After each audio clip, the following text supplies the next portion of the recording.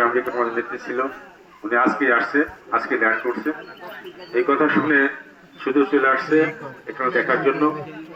উনি শুধু এটা না, সারা বাংলাদেশের ওনার ফরেন অ্যাফেয়ার্সে কাজ থাকে, তখন ওদের ওনার নগরকামনা সালতার যেগুলো ক্ষতিগ্রস্ত মানুষ আছে, অগ্নিকাণ্ডে ক্ষতিগ্রস্ত মানুষ আছে, তাদের পাশে দাঁড়ায়। আজকে আসছেন, আমাদের মুফতি সাহেব এখানে ছিলেন, ওনার সাথে কথা বলছেন, আমাদের নেত্রী আসছেন। এই জন্য আপনাদের সকলকে আমরা ধন্যবাদ জানাই। আমি আমার প্রিয় নেত্রীকে কিছু বলার জন্য অনুরোধ করছি। বিসমিল্লাহির রহমানির রহিম। আজকে আমরা এই ক্ষতিগ্রস্ত যে বাড়িগুলো পড়েছে শহীদনগর ইউনিয়নে, অত্যন্ত দুঃখজনক।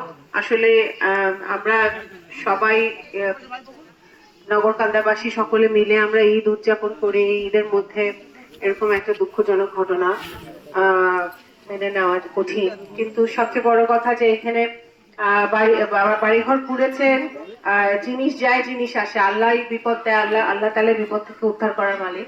তাও যে কোনো মৃত্যু হয় নাই, কেউ আহত হয় নাই, কেউ নিহত হয় নাই, সেটাই সবচেয়ে বড় কথা। সেটা আল্লাহ মাহবুদের কাছে এই জন্য আমরা শুকরিয়া আদায় করি।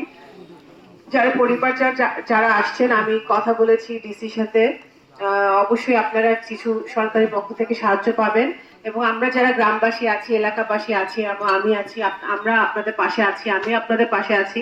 ইনশাল্লাহ ঘর গেছে, ঘর শীঘ্রই আপনাদের আবার হবে। জিনিসপত্র যা গেছে ওগুলো অবশ্যই আবার আপনারা মেরামত করে মানে করতে পারবেন, সেটা দোয়া করি।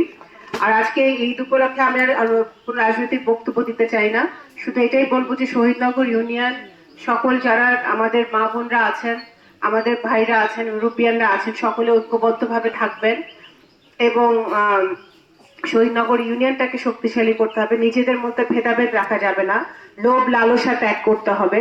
ফ্যাসিবাদ গেছে, কিন্তু ফ্যাসিবাদের যারা দোষর তারা এখনো শহীদনগর ইউনিয়নেও বিরাজ করছে। শহীদনগর ইউনিয়নকে বেঈমান মুক্ত করতে হবে।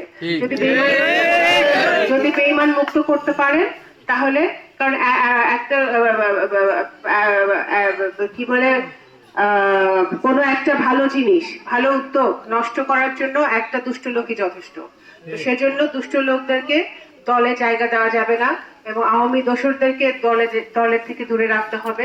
বিশেষ করে শহীদনগর ইউনিয়নে গত 10 বছরে বিএনপি নেতাকর্মীদেরকে যারা অত্যাচার করেছে, আওয়ামী লীগের ছত্রছায়া থেকে, সাজেদা চৌধুরীর ছত্রছায়া থেকে যারা অত্যাচার করেছে, তাদেরকে আপনাদের মনে রাখতে হবে এবং তাদেরকে দল থেকে দূরে রাখতে হবে। কারণ দলে ঢুকে তারা আপনাদের মধ্যে বিভাজন করে তারা দুষ্কৃতিকারী হিসেবে আবার বিএনপি কে নষ্ট করার চেষ্টা করছে। সেটা আপনারা দয়া করে, আমি পোড়াবাড়ি দেখতে আসছি, এই সুযোগে এই কথাটা বলে রাখলাম। আর আমার মা বোনরা যারা আছেন, আপনারা সকলে আমার জন্য দোয়া করবেন। আপনাদের বোন হিসেবে আমি আপনাদের পাশে আছি, আমৃত্যু থাকবো, সব সময় থাকবো, এবং এটা আমার দায়িত্ব এবং কর্তব্য থেকে আমি আসি। আমি দল করি, নেত্রী সেই হিসেবে আসি না, আপনাদের বোন হিসেবে আসি, সন্তান হিসেবে আসি, কন্যা হিসেবে আসি, সারা জীবনে আসতে থাকবো। তো আপনারা চিন্তা করেন না, ঘর গেছে, ঘর আসবে।